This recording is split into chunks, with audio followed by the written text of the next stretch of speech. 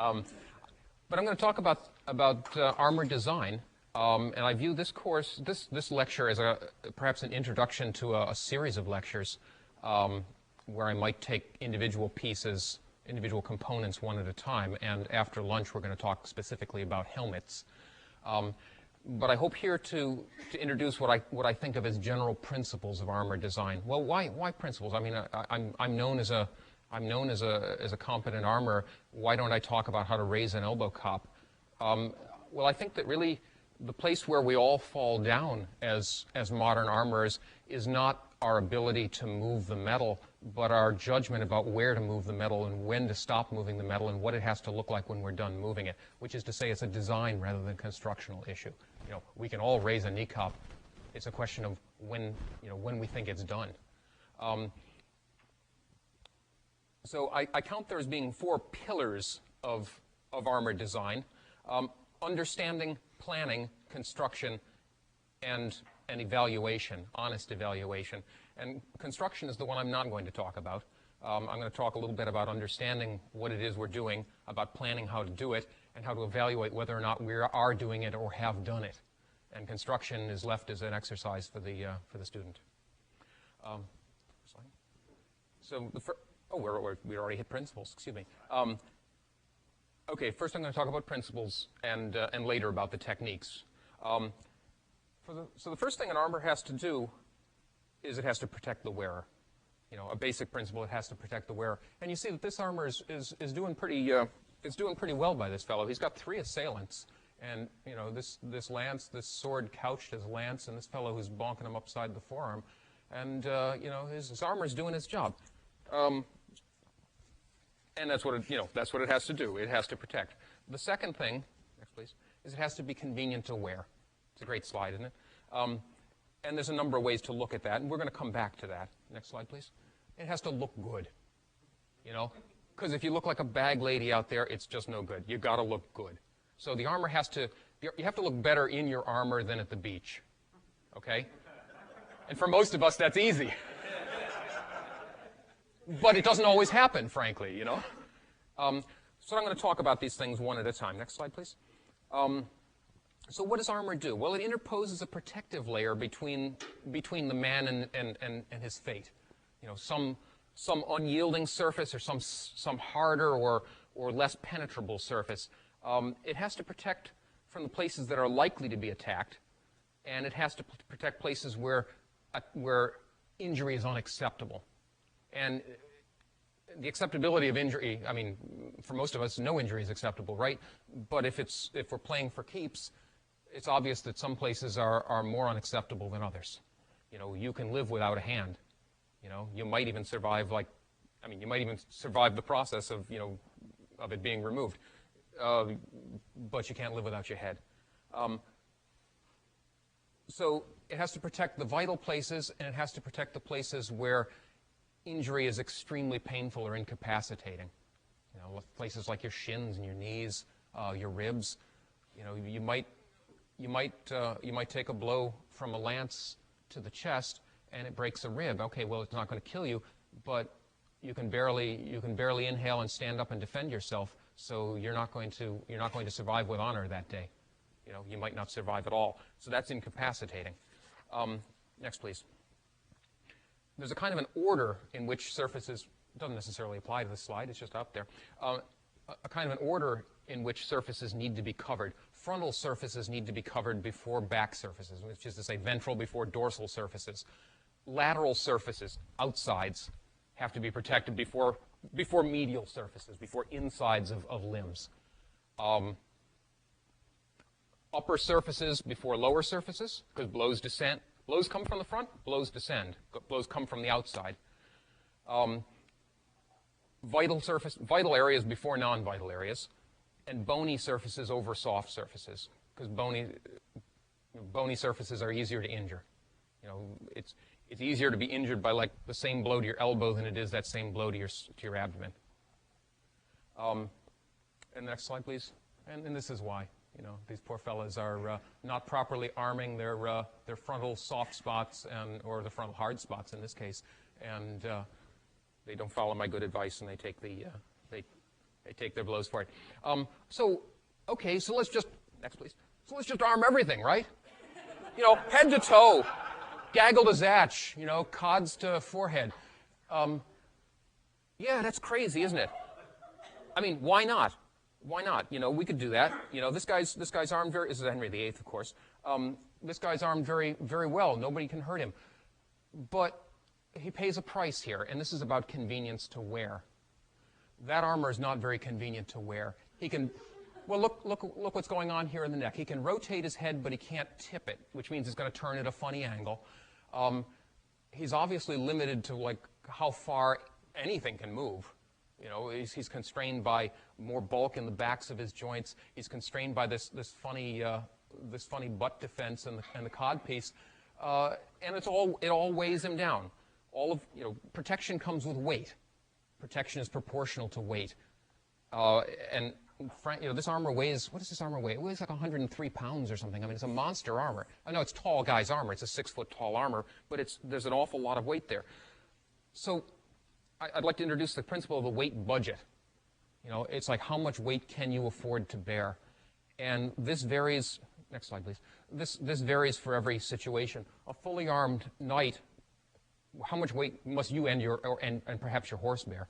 A fully armed knight on horseback can go all day long without any trouble with a weight budget of perhaps 50 or 80 pounds of defensive armor for himself.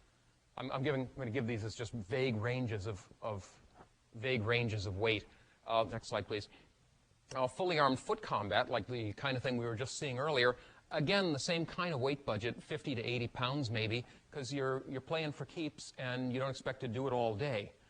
By contrast, next slide, tournament jousting, as with this sort of heavy jousting, this is the Gesteck, that armor might weigh 80 to 100 or even more pounds and only protect them from the hip joints to the top of their head. Their feet are pretty much naked. But this is very specialized. This is as opposed to, say, jousting in field armor. You might say, well, let's joust in field armor, and then we'd be jousting in 50 or 70 pounds as opposed to 80 or 100. Or a foot soldier, the next slide, please, might wear from 0 to 60 pounds. You know, we've all seen pictures of these Landsknechte, and these fellows are out there, and they're puffed and slashed finery with not a scrap of defensive armor. More likely, they're wearing between 20 and 40 pounds. You know, even the lightest armed of them, armed with nothing but a steel cap, has got 3 to 5 pounds of armor. And maybe he's got a mail collar, and for another 3 or 4 pounds. This fellow here is probably wearing 30 to 35 pounds. To those of us who do some kind of modern fighting like SCA fighting, that may seem like a not very much weight, but this kind of light armor for use on foot is frequently quite a bit lighter than you'd expect. It's not expected, for example, to stop a lance blow, because who's going to direct a lance at this fellow? You know, it's got to stop sword blows and thrusts, but not really tremendously heavy kind of things. Next slide, please. The other component to being comfortable to wear is about anatomy. And it's just the part where we bring up, yes, let's bring up a specimen, please.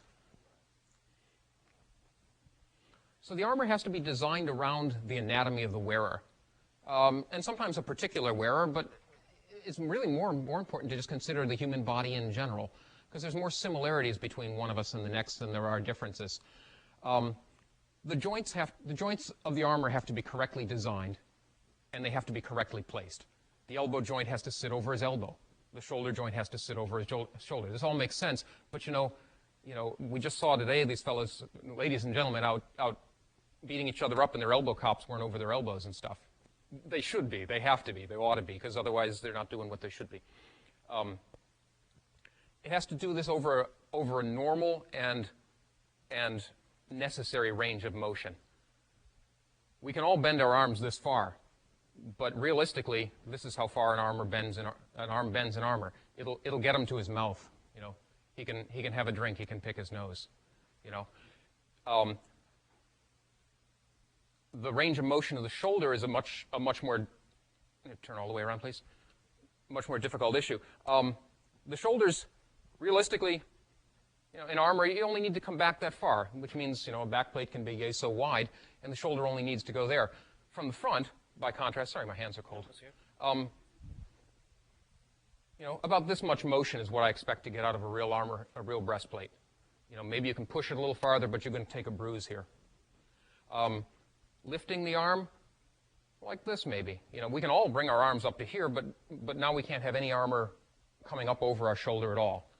So that's a realistic expectation. But this, you know, a lot more motion forward, not much motion to the back. It has to do what you have to do.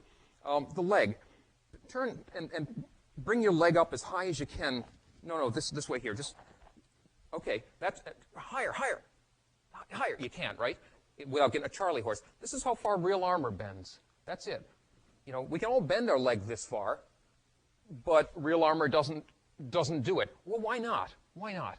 Well, a couple of things. The farther he bends his leg, the wider this gets, and now his cuisse has to get like absurdly wide and look ugly, and that doesn't look good. It doesn't move properly with the body. The other thing that happens, let's look here at the arm for a minute. We'll take the normal amount of bend that I expect. That means he has to have armor from this point to this point. Open it up. Okay, so we got a gap 4 inches tall, and of course this gap is like trouble, right? As we saw earlier. If you want to be, you can design a piece of armor that bends all the way to here, but now we have to be unarmored from here to here, at a minimum. You know, I'm not allowing any for the stiffness of the material or the underlying costume, and that's a very unacceptable amount of gap. So you accept a lesser range of motion to get a range of protection. Likewise here with the leg, sorry about that. This is like picking a horse's hooves. Okay, and down. You know, now we have a gap about 6 inches tall. If, for example, we want to design a thing so that he can squat like a toad on the ground, down, now we've got a gap that's 12 and a half, 13 inches tall. It's massive. That's unacceptable. Well, how much range is actually necessary for other things? A place where, I'm sorry, I've gotten off track here. I call this a necessary range of motion. Next slide, please.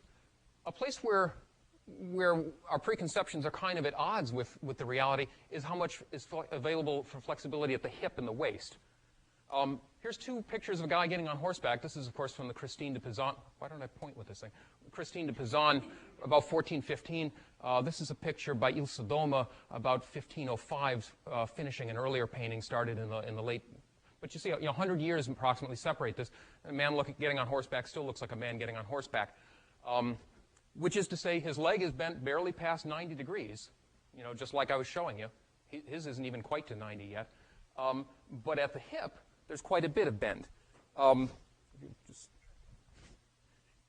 Just pick that up. If you can't pick that up off the ground in your armor, you can't get on a horse. That's how much you have to be able to bend. The leg has to go this far. You have to be able to get your foot, up to a stirrup. Or, effectively, as I say, if you can't pick it up off the ground, you can't bend far enough. How many of you have an armor where you can't pick something up off the ground? Oh, come on, admit it. I've seen you guys out on the field. Shame on you. Shame on you who can't pick stuff up off the ground. I may be done with you. I'm not sure. But we need, as I started to say, we need to guard against excessive range, like I showed with the elbows. Or let's say with this, if you want to practice your best naginata technique, you got to have a Japanese breastplate, which is only yay so wide at the top. If you do make your armor for this much motion, and make your armor for this much motion, or make your armor so that you can take a tennis racket grip on your sword with your mitten gauntlet and extend it like down the length of your forearm this way, which of course, many of us do. If you can design armor that does that, but if you do design armor that does that, it leads us all down a path of error.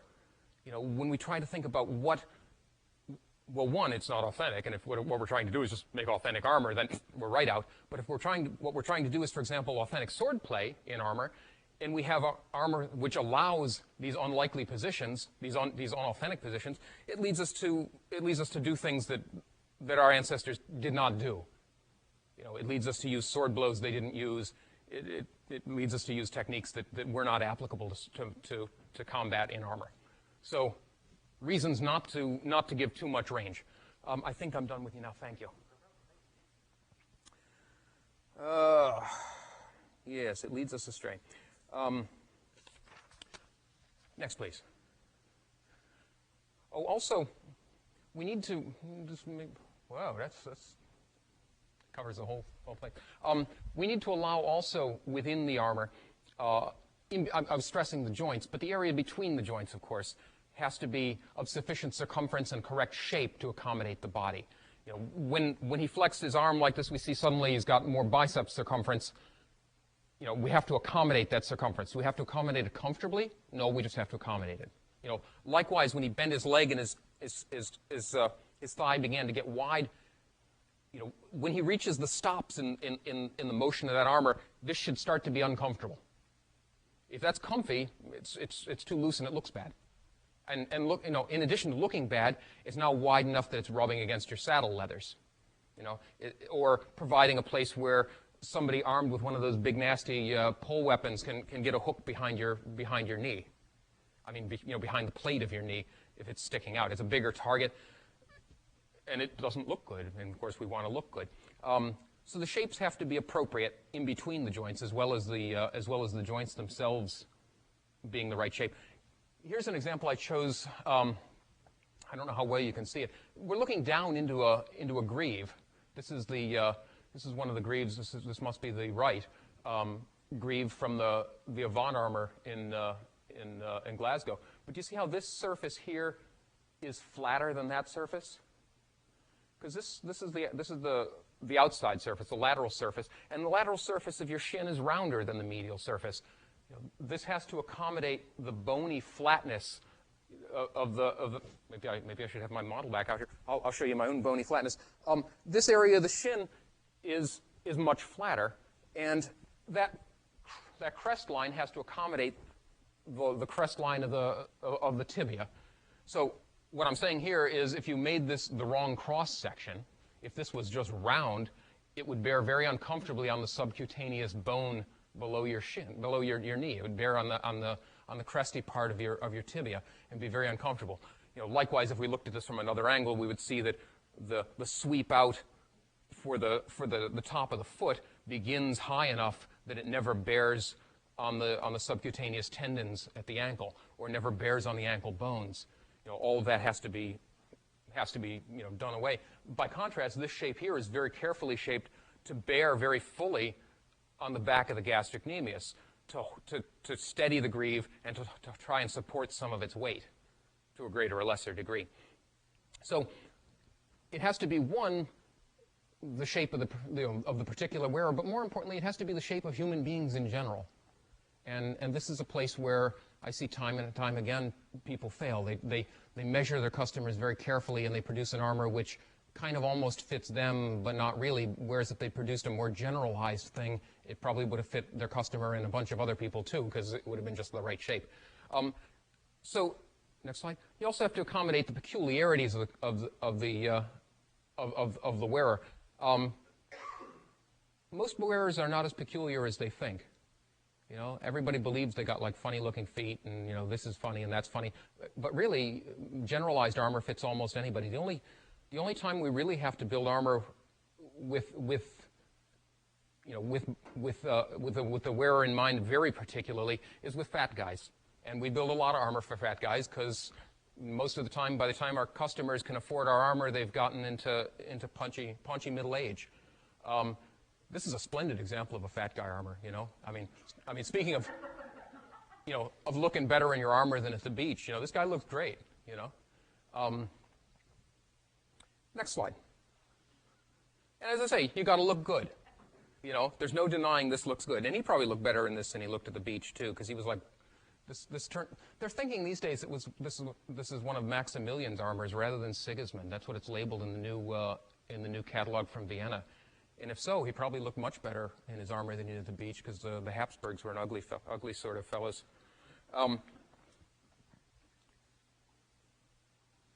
So look good. Look good. What does that mean? Look good to whom? Next slide. Look good to whom? Look good to the contemporaries, not look good to the modern eye. Because what looks good to the modern eye today will look bad to the modern eye in 40 years. What you want to do is make something which looked good to an eye that doesn't exist anymore, the eye that would have looked upon that armor had you made it at the time when the armor would have been made. And I got to look back at my notes here to see where I am.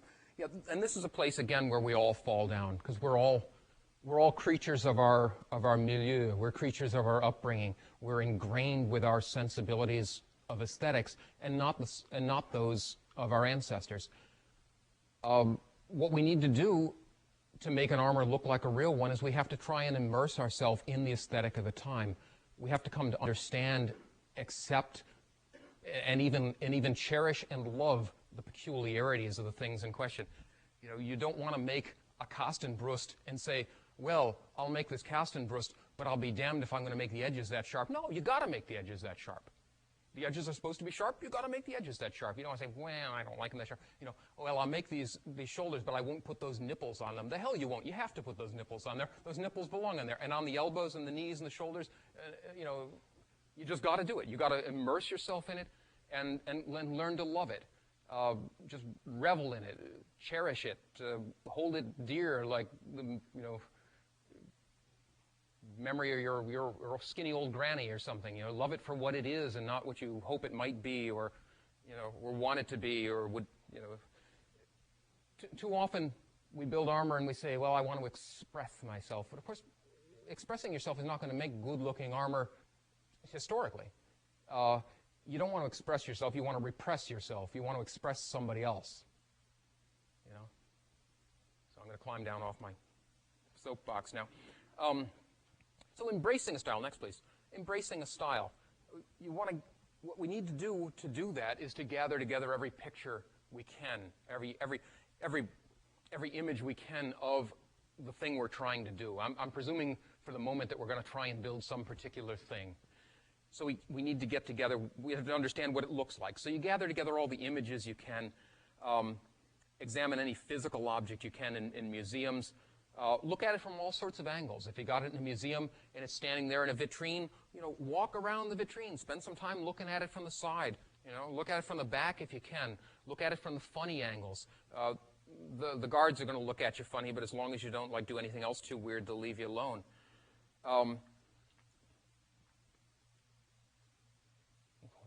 I can't read my writing here as normal. But look at it from all angles. Soak it in. Understand what the thing really is. Not what you think it is, but what it really is.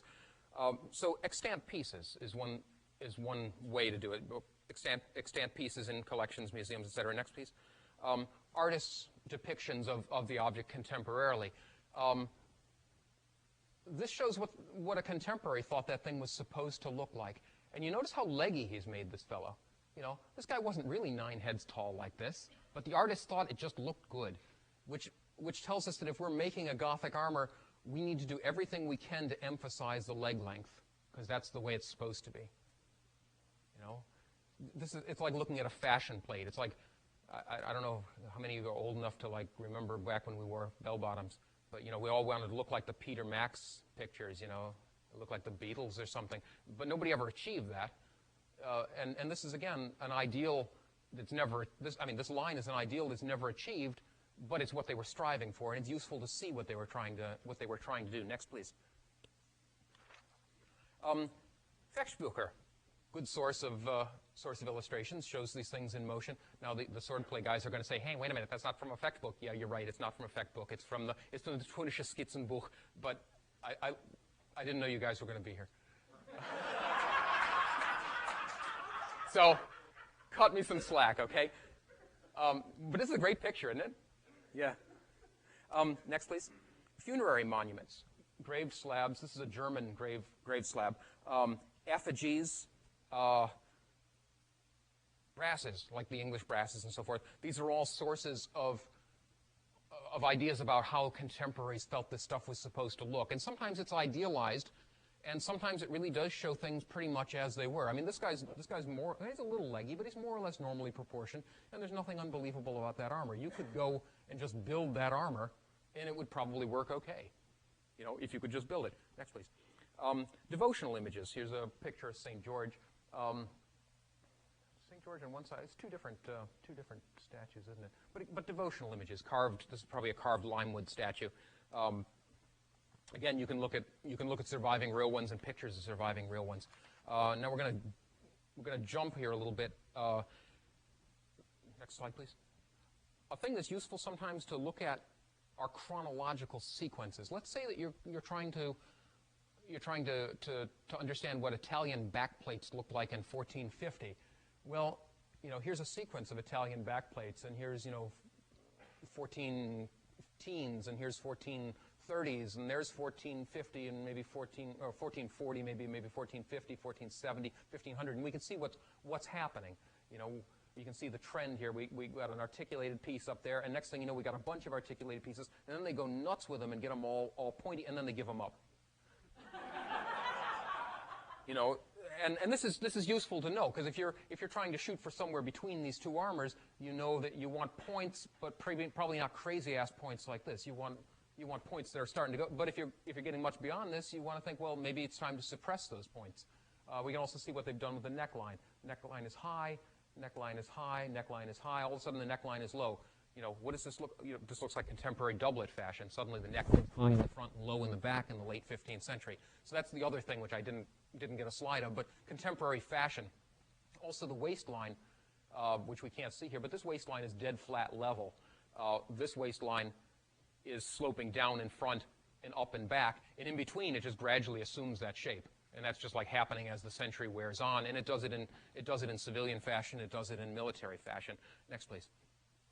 It's sometimes useful to find pictures of fragments. This is a really great one. See this? That tells us a lot. Nobody's saying, yeah. No, but this really tells us a lot. This tells us how this is missing this pauldron's missing another plate. There should be another plate very much like this shape. So this rivet slot hanging out here on this tab indicates that this one here is probably doing the same thing, hanging out on a tag we can't see.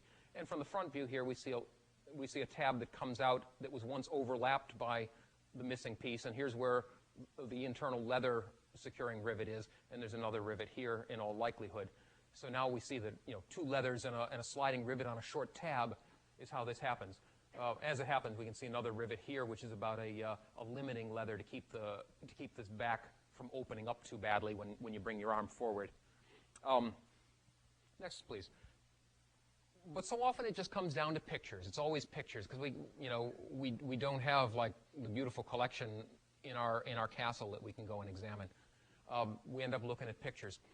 I've selected these three pictures. These are from the same collection. This is from the Odescalchi collection in Rome. Who can tell me what's different about these breastplates? Okay. Do you see how the neckline is gradually flattening? Do you see how the waistline is gradually flattening and the skirts are following suit? Do you see how here the waist is very narrow and it's gradually getting wider? This is an illusion. These three breastplates are nearly identical and photographed from different angles. And here's where we have to interpret the photograph. What's happened here is we're photographed from above this screw in all likelihood. So we're seeing the curve of the neck, and we're seeing the curve of the belly because we're looking down at it. Here, we're looking from below the screw, and the neck seems to flatten, and the waistline seems to flatten. And likewise, the waist gets wider because the camera is only arm's length away, and we're getting a lot of parallax here. And relatively speaking, the waist is closer to the camera here than it is here, so the waist is appearing larger. So in fact, if you were to put all these three armors together, they're probably very nearly the same armor, and the same guy could have worn them, presuming they're the same size otherwise. But I present this as a kind of a caveat. I tried to trick you into seeing a progression, just like the back plates. But in fact, no, these are very similar armors, and we have to learn to read that photograph. We have to know where the camera was when it took that photograph and understand how it's distorted the image. So beware of that. Next, please. Also beware of preconceptions. We all know that great helms are flat everywhere, right? Well, look at this line right here. And we've all got this picture, right? This is in Vesey Norman's Arms and Armor book. We've all got this picture, but how many have noticed that line is not straight? That line is curved. Yeah, it's the Pembridge helm. If you hold a ruler up to that, I mean, this is homework. Go home, lay that picture out in your, in your book, and lay a ruler on that back line and that side line, and see if it's not curved. And if you find a side view of this helmet, which is, I can't remember where there's a good side view, you'll see that the back line is not straight either. And that's one of those things that sets good work aside from other work. That curvature adds just a little bit more useful volume in the helmet. It makes the helmet look graceful. By contrast, that curvature has nearly disappeared in this line. And if you looked at this from the side, you'd see it was pretty much dead straight. Also, we can see that this line is very straight, and that line is very straight. Another thing that you can sort of see here, if you imagine this as a representation of a three-dimensional object, you can see that it's kind of pinched at the bottom. That these sides are actually coming closer to each. It's as if you grabbed it and pinched it and pulled it forward. And if you sort of see the way these lines converge, the center line with this horizon, that shows us that that's being pinched a little bit. And that's a thing that just makes the helmet look a little better. Next, please. What did I want to show here? Oh, displays in museums. You want to imagine how this armor looks on the human body. And sometimes the museums kindly set it up so that that's very, very easy, and other times they've set it up so that it is not. This is the same armor in Berlin. This is a very nicely displayed, the armor is very nicely displayed here. The proportions are very good. The amount of overlap here is, well, here it's about right there. It's excessive, but the only thing I can take odds with is they've got the sallet setting back a little too far, and it looks a little too squinty-eyed. By contrast, this display, they got the sallet sitting right, but it looks like it's hanging on a coat hanger. There's no stomach pushing the breastplate out. The arms are hanging like a stuffed orangutan, and the shoulders are like sitting on a stick, and they're all hunched up. Unfortunately, this is a more modern display of this armor than this one. Sad to say, this display was current in the 80s, and this is like from the 90s, I think. They've redisplayed the armor. But what I want to say is about imagining the body in that armor, and it's easy to do here. It's easy to imagine a human being in here, although we don't get a sense of the size of his thighs here, and that's a place where we frequently have trouble, although we've done the groin just fine. More than fine, frankly. But you've got to read the picture, and this is not a badly photographed armor either. The camera was probably somewhere around this height when the photograph was taken. We see the feet are not very, very badly foreshortened. The visor seems to, the eye slit seems to be a little bit tipped back, and part of that is distortion from the camera being low. This, by contrast, is a bad display, but a pretty nice picture. Next, please. This is a splendid display and a splendid picture. See how little foreshortening there is in the feet, how the eye slits seem very level. This is taken with the camera at about this level and with a very long lens, apparently. This is not taken with your normal lens. This is taken with a long lens from the other end of the room, and the result is a very flat-looking picture where the proportions are not badly distorted. This is in Kerberg, of course. This is also in Kerberg, and this is an example of a fine piece of photography on a really crap-ass piece of display. I could have found worse pieces of display, but that's what came under my lens when I was gathering up the pictures. So again, it's one of these beware things. Try to imagine what's happening here, but beware. Now I'd like to talk a little about the techniques, like how do you. Okay, now we've learned everything about what to look for. What are we going to do? Okay, well, the first thing, next please, is to gather together as many pictures as you can, as I started to say before. I can't read my writing. Well, gather together a bunch of images. This is an images of St. Florian, a big life-size devotional statue in the Church of St. Wolfgang. Where the hell is it? It's in Germany. I can't remember where. This is actually one of the projects on my bench at the moment, or starting to be, is to make a full-size, well, to make a copy of this armor for a customer. So we got as many pictures. I got more pictures than this, but this would fit on a slide. Next, please. The statue is by Mikhail Packer. This is a painting by Mikhail Packer, and look at this. He's used the same armor here. So this is another interesting thing. We see again, when the statue showed two straps going through loops on the back, yeah, he meant it. That was what Mikhail thought an armor ought to look like, and he probably had this thing in the studio. It's probably a real armor. Next, and related things. This is Saint Maurice, another a smaller devotional statue, but a very similar armor and useful. Again, sort of the idea of gathering together all your pictures and immersing yourself in a style, as I suggested before. Incidentally, if anybody has like a quick question that they think will not necessarily disrupt the flow too badly, just shout it out, okay? And if we have longer questions, we'll take them at the end. Next picture. So the next thing we got to do is start sketching. It's just like sketches out of my small sketch pad. And you see I can't draw. But, it's just like, a sketch of it. Here's the breastplate at some angle, and I've got some notes about what I think I'm going to do there. And there's a sketch of a hinge and a couple of views of a bever, and what am I going to do with the fluting here? I resolved it a little there. Down here, are the sabatons going to be separated? Are they going to be attached with rivets? And I think this is what I'm finally going to do. But just like little sketches, familiarize yourself with it. Start playing with the armor and working out some of the details, small scale. Start to think about it. Now, ultimately, before we do anything, we're going to want to make full-scale plans. And I'm going to digress here from my notes for a second to talk about the idea of plans. Many people may think that it's superfluous to make up sketches and drawings and have sketchbooks. It is not, because the mistakes that you make in your sketchbook are the mistakes that you will make on the piece. I can guarantee you. When I look at somebody's work and I look at their sketchbook, I see the same problems and I see the same strengths. Honest to God, what flows out of your hand through a pencil is what's going to flow out of your hand through a hammer.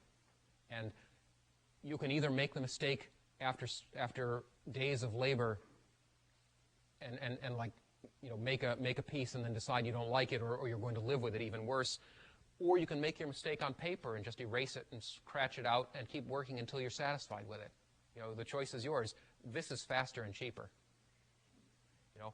In a sense, what you're doing is you're gaining access to the otherwise obscure place in your brain which thinks it knows what that armor is shaped like. It's like this left brain, right brain thing, Part of your brain thinks it knows and the other part doesn't talk to it. And this is a way to let your right brain tell your left brain what you think you're doing by just getting it out on paper. Or as I say, you can say, well, I'm not going to do that, and you can just hammer it out and make the same mistakes. This is better. So having made some sketches, we're now going to start measuring our customer. Next, please. This is not actually my customer for the project coming up. This is Chuck. He looks pretty good for a man who's nearly 70, doesn't he? Yeah, he's buff. But I am working on a project for Chuck. I'm rebuilding an armor that I used to wear for myself long ago. What I'm doing here is I'm going to trace him out. And I've got butcher paper on the back of a door, just taped up here. And I've disconnected the door closer and moved my refrigerator so I can take the photograph. I'm going to trace around him. Next, please. So here I am tracing around him. I'm holding him still so he doesn't go anywhere. And I'm trying to get him to stand normally. I'm going to trace around him. Next. And having traced all the way around him, I'm going to turn one arm up and trace around it. And for this, what I'm doing here is I'm basically getting this length without ever measuring it. I'm getting this length without ever measuring it. Because that's a hard thing to measure. You say, well, let's take a measurement from this joint to that joint. Well, where are you going to measure that? That joint doesn't happen at a point. The place where the joint actuates happens at a point, but you can't access it. Whereas if you just got this turned up, you know that the completed armor has to fill this space. And I'm going to mark the landmarks here. I'm going to trace his hand. I'm going to mark the bump here at the wrist, which is the head of the ulna. Next, please. How do I keep my line straight? These are perpendiculators. You can see what's happening here. I've got a little pen mounted. This is actually from a kid's toy. It's one of these little vibrating pens, so little girls can draw these squiggly things. And it comes with 4 different colors. And this is just made up out of chipboard, and that's set in there. And the thing that's important is it's spring-loaded. which if you're using as a little vibrating pen is important so it doesn't skip as it's drawing. But here again, if you want to keep, this line is going to be tracing against the body, this plane is going to be sitting against the paper. That point has to always be in contact with the paper, even if something irregular happens. So the spring loading is key there. And this is like quick and easy to make. This is another one I made years ago. This one holds a mechanical pencil, a sliding fit through a diagonal hole, and a little lightweight brass spring engaging in a little notch I cut in the back of the pencil. This one's more irritating to use because you got to keep on clicking fresh lead out. But again, the point will rise and fall to meet irregularities in the work or unsteadiness in your hand. This eliminates a parallax problem when you're tracing, right? You trace around somebody, it could end up inches wider or inches narrower. Years ago, I used to try and get customers to send me tracings, and it always looked like stuff from a crime scene, And there's nothing you can get from that. You got to trace. You got to make these tracings yourself. You got to know where your errors are likely to be. You got to guard against parallax errors by keeping your stylus straight up and down. Next, please. Measuring circumferences, and I'm going to jot these circumferences down right on the butcher paper. I'm not going to take notes on this. I'm just going to jot it right down.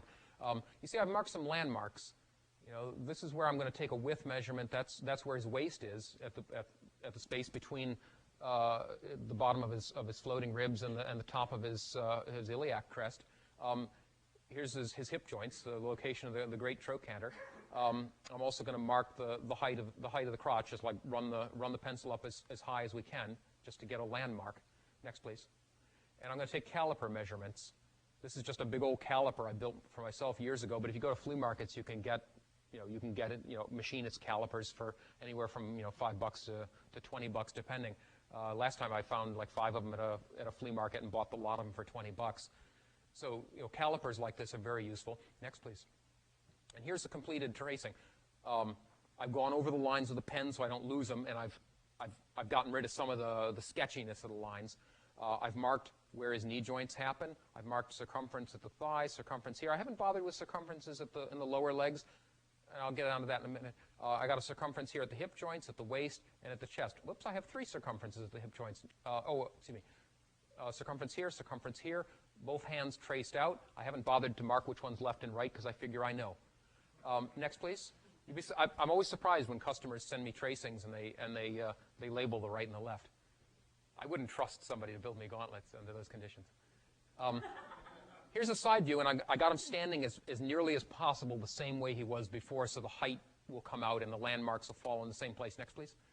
And I've done the tracing, and now I'm taking circumferences, 3 circumferences. This is the John Carter of Mars, pull the stomach in circumference. This is the stand normally. This is the Homer Simpson, and I'm going to use I'm going to use those as reference points, but not build the armor to any particular one of them. If it was built to any one of them, it would really be between these two, because somewhere between just like comfortable standing and pulling your belly in is where you can actually work and breathe and it looks good. This is really too tight, front to back for comfort, and of course this doesn't look good. And it makes a bulky armor. Next, please. Caliper measurement front to back, and I'm going to mark that on the side view. Next, please. And there's a completed side view. I don't have circumferences on here. I got them on the other one. But here's a depth at the chest, a depth at the waist, and tracings. I haven't bothered to tracings all the way down to the feet. Next, please. Because normally I'll take leg casts. Everything from just above the knees down to the toes. If I'm building greaves and sabatons, it's just going to be leg casts. There's just everything to be said in their favor. They're pain. Well, no, not everything. They're pain in the butt. It takes all day to make a pair of leg casts. Here's a feature you might overlook. See, this is like 2 rubber bands around his toes. This is to keep the toes together, because otherwise they would splay when his body weight got onto his feet. But we want the toes together as if they were in good, tight shoes. If we don't do this, we end up like having to rasp away the edges of his toes to make the sabaton profiles look good. I've sketched some lines here. There's a central crest line. There's where I think the top's going to be. There's the crest extending through the knee. There's a line where the edge of the front plate's going to be. It's worn away because these are used castings, and trying the armor on these castings, which I'll get back to, chafes all that away. There's also some lines sketched on here where I think the Sabaton divisions are going to be. Next, please. What is the next? Oh, yes, please. What are you using as a material? Alginate. Alginate. I mean, it could be the subject of a whole other discussion, you know, how to do leg castings. But the quick answer is gallons of alginate. Certainly. Did I have a question over there? Okay. Okay, so, and again, as I say, it frequently comes back to pictures and going from pictures to the real thing. So I'm going to take an example here, you know, the Kerberg 13 bassinet, as we all know. So let's say we're going to try and scale this up to fit our wearer. First thing we're going to do is make a tracing over the pictures, so we can measure and we don't mess up our photograph.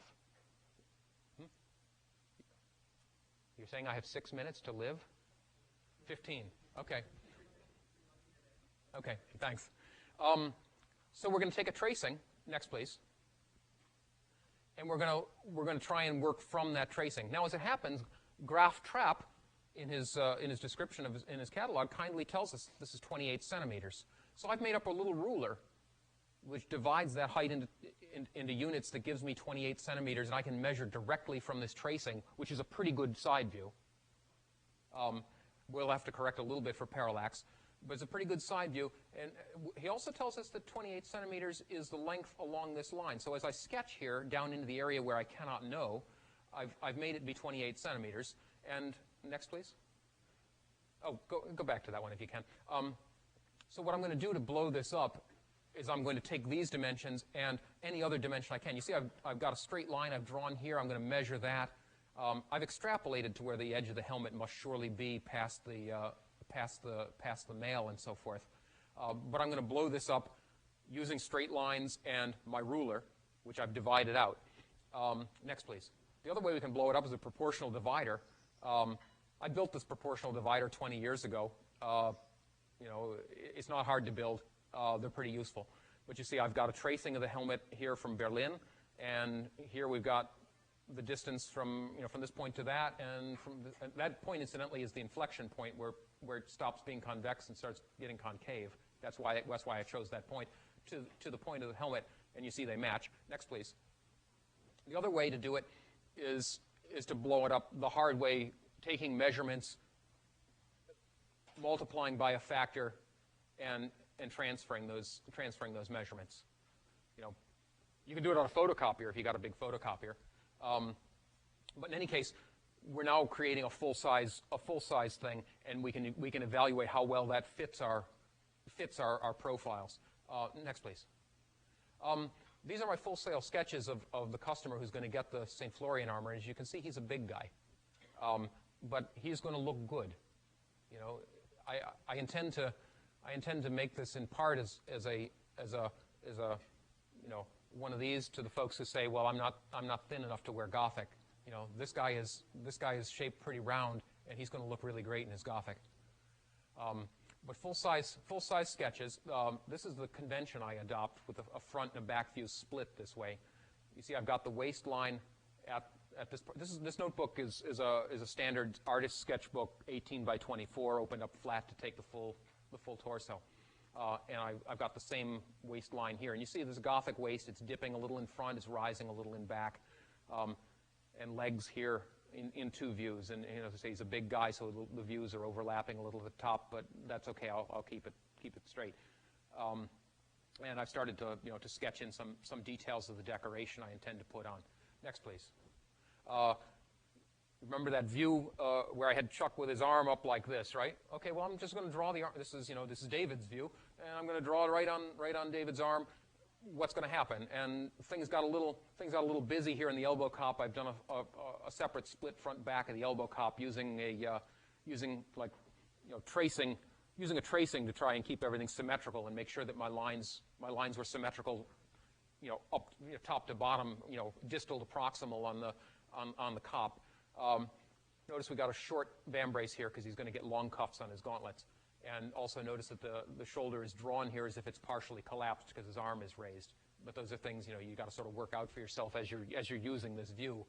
But given that, these lengths are going to be true. Next, please. Another view of the shoulders on a split front back view, front here, back there. I'm not perfectly satisfied with the way the shoulders look on him. He's one of these big guys whose his neck just kind of disappears into his shoulders. I think I'm going to try and square the shoulders up a little bit for good looks. And it won't affect the performance of the Armour at all, but I think it'll look better. Next, please. And my first view of the helmet. I'm not satisfied with this yet. I think this angle between the bottom of the helmet and the eye slit doesn't look good. I think I'm either going to let the eye slit slant just a scooch or raise the tail just a bit to bring those a little closer to each other. But it's a work in progress. I haven't even discussed with him what we're going to do with the helmet. The helmet was still pretty open-ended last time we spoke, because the real thing doesn't have a helmet, right? It's the statue of St. Florian. Next, please. So, having made your sketches, there's the question of how we're going to keep on track during construction. Now, this, of course, has nothing to do with the Gothic Armour, but this is a three-dimensional patron, a patron, a model, if you will, for the inside of a great helm. We know what the side view looks like, from the eye slit up. We know what the front view looks like from the eye slit up. We can guess what the top views look like in section at the eyes and at the crown. So we can make up this three-dimensional construct out of ticky-tacky like this. Next, please. And we can use this to develop our templates. And then later on, we're going to use this same patron to check the partially completed plates to make sure that they match our original thing, so that bottom line is going to be flat enough to sit flat on a table like I expect it to. Does that make sense? Because otherwise, if you got a little squish this way or a little squish that way, nothing lines up, and then your next set of templating from that doesn't line up. This is good for one-offs, but it's especially good for production pieces. Next, please. This is another checking template. This is Chuck's legs. These are taken from that front view. I made them in cardboard here just for convenience for this picture. I sometimes do this in chipboard, like a quarter-inch chipboard from the Home Depot in one of those 2x4 handy pieces that cost a lot. But you see that it helps us ensure that the Armour follows the curves through the knee properly. That we don't have excessive space anywhere, and that everything just follows anatomically through the knee. We see there's a real tight approach here, in part because you don't expect that Armour is not going to come all the way. One, that Armour is not going to come all the way to the inseam line. It's going to fall short. Also, because of the way the musculature of the thigh is, it's actually a little bigger past the midline. So viewed from the front, there's actually a little thigh showing here, which, like I was saying about the museum display that doesn't show the thigh, that's one of the things. Go on. And again, back to the life casts.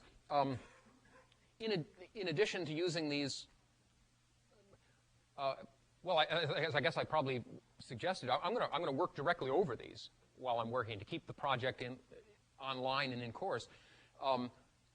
There's a lot of advantages to this over tracings, obviously, because you get 3 dimensions. You know exactly what things are volumetrically. You don't have to have your your customer standing there in the shop. The plaster legs never complain that the piece is too hot. They never complain that the piece was too cold because you just quenched it. And the plaster rubs off on the back of the inside, so you know where it was making contact. You don't have to ask them, well, where is this pinching, or where is this pressing? You just take it off and you look, and you know where it's pinching and where it's pressing. So, better than having the wearer in the shop. Next, please. The other thing for staying on track, this is now we've gone from the planning to the evaluation stage. Incidentally, when I started introducing these models and things, we're trying to keep our thing on track. Here I've got a Greenwich leg and a picture of a Greenwich leg, and what I'm doing is I'm trying to put myself in exactly the same place the camera was. I'm trying to put my eye where the camera was, look at the picture, look at the piece, and see what's different.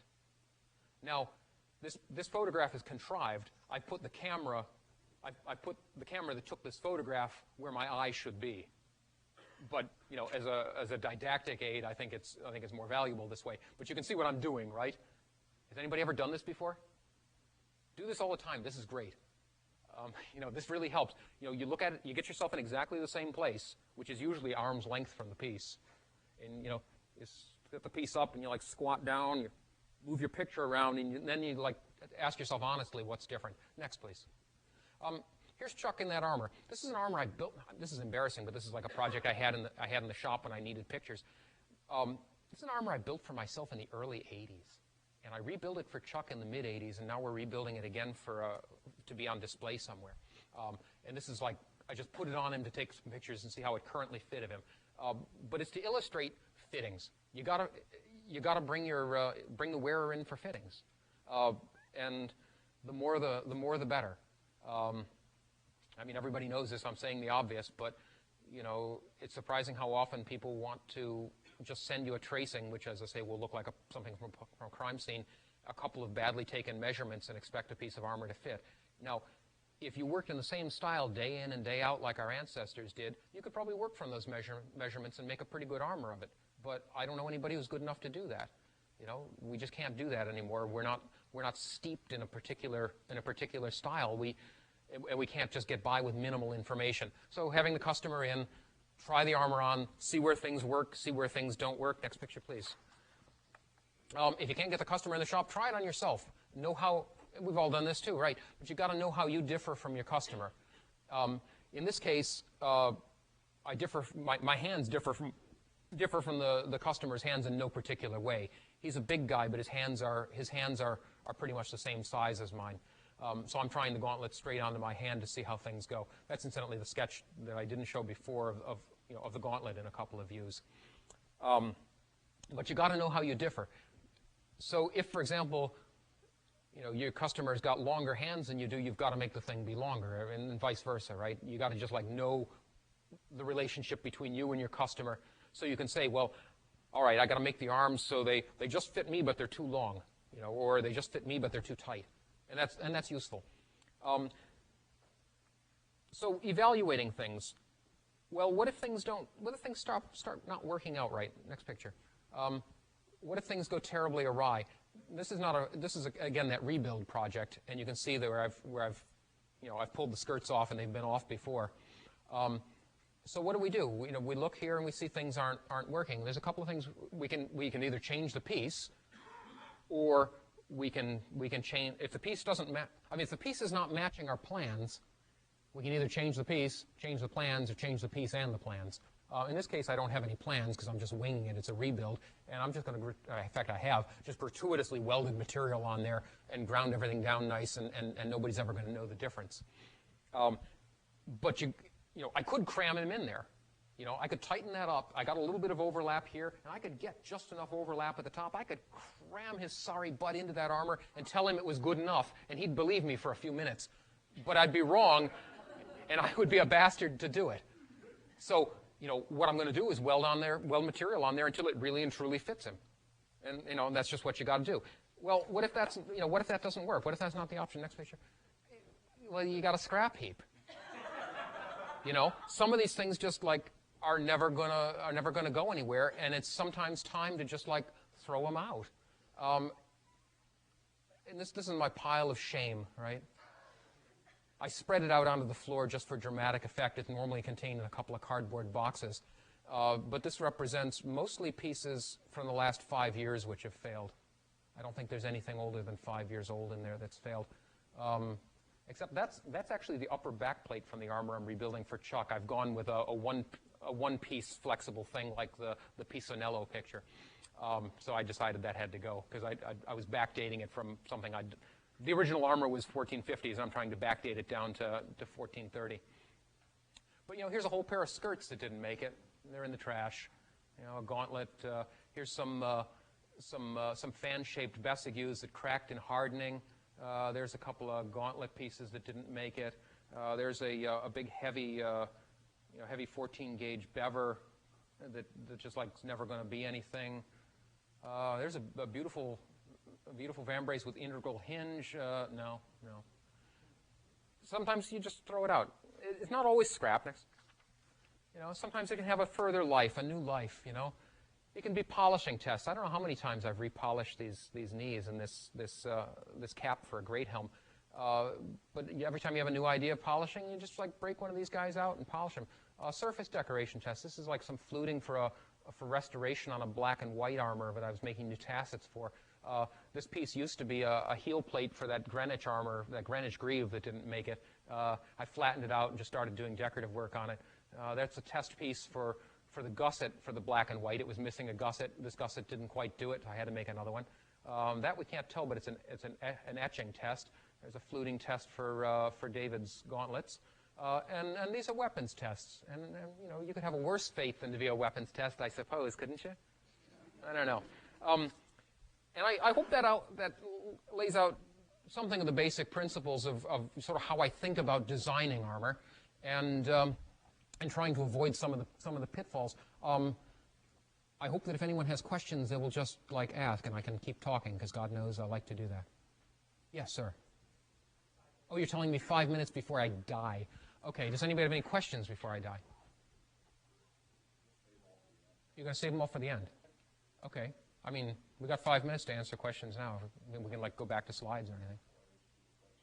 What?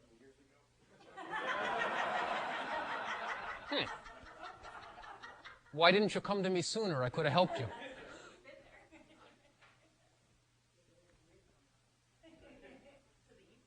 This is not secret knowledge, guys. You know, anybody who wants to call me on the phone, I'll talk until you get bored.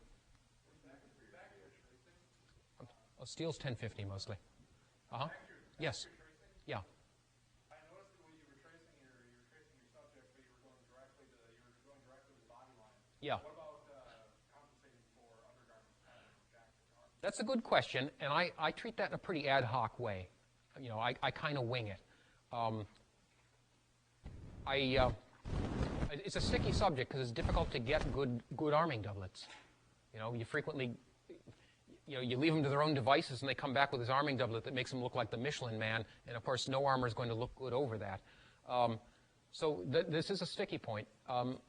In general, I think that an arming doublet is a pretty minimal kind of a garment. I don't think it's very thick. I think it's, 1/8 of an inch thick on average. It needs to be stiff enough to support the armor. It needs to be stiff and shapely enough that it can pull your waist in and make you look good. But as to padding, well, maybe a little padding on the hips, maybe a little padding on the upper chest and upper back, but largely devoid of any substantive padding if it's going to go under a complete armor. So, as I say, I wing it to a greater or lesser degree of success, depending upon, to a large extent, on what they manage to scare up as an arming doublet. And that's a whole other, that's a whole other region of trouble, is the arming doublet. Yeah. Have you ever thought about building an armor to match the particular function of an arming garment, or asking the customer to have an arming garment built to work with the suit of armor that you're making for them? I realize it might be a chicken and egg question, but what do you think? To some extent it is, yeah. I mean, I would be very pleased if a customer presented himself with a well-fitted, well-designed doublet that would work well with the armor, and we would just work over that. But that so seldom happens. I tried to do that the last big project, and the arming doublet hung fire forever, and we ended up having to fit the thing over an old arming doublet and make some guesses, and I mean, yeah, in an ideal universe, the customer would show up with a good arming doublet, and I would build it accordingly. Yeah, that'd be great, but it so seldom happens. You end up with arming doublets where there's inches of extra room around their waist, when in fact they ought to lace themselves in and be constrained by that garment. You shouldn't have the issue where you have to get folds of fabric out of the way to close the cuirass. The arming doublet should be serving to make a tight surface that the cuirass can just close over without interference. And if the wearer is a little fat, that should just pull him in nice and smooth so you can close it without catching him. That's what the arming doublet should do, but it seldom does. They frequently just complicate the issue. Would that we had more arming doublet makers, and good ones too. Yeah. How much time do you allow for, if you were going to get take a position on a full suit, do you plan on the process taking? The whole process or the planning process? So I'm only talking about the planning process today. Oh, the whole process can take months or years, depending. I mean, months for sure. But the planning process involves, a week or two of work. You know, but it's time well spent. You know, you can screw it up on paper, or you can screw it up in steel. You know, and sometimes you think you got it on paper, but you end up having to revise things anyway. I mean, that bever that was in the scrap heap, you know, I thought everything was going fine, but no, it didn't. You know, it didn't fly. You know, so it never got finished. It's in the scrap heap. Oh, he's saying that I have to stop now. That's what this means? Okay, thank you very much, folks.